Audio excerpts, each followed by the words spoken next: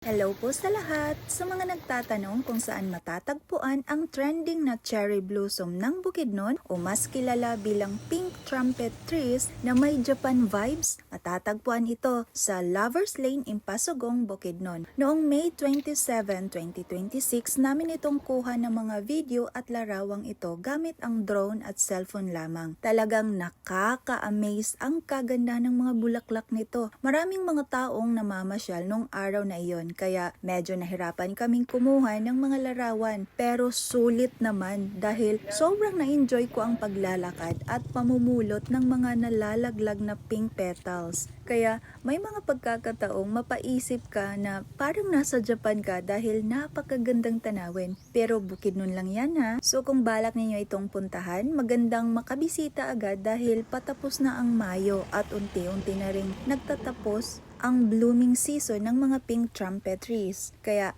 hanggang dito na lang po. Salamat sa panunood at ingat sa inyong mga biyahe. Bye!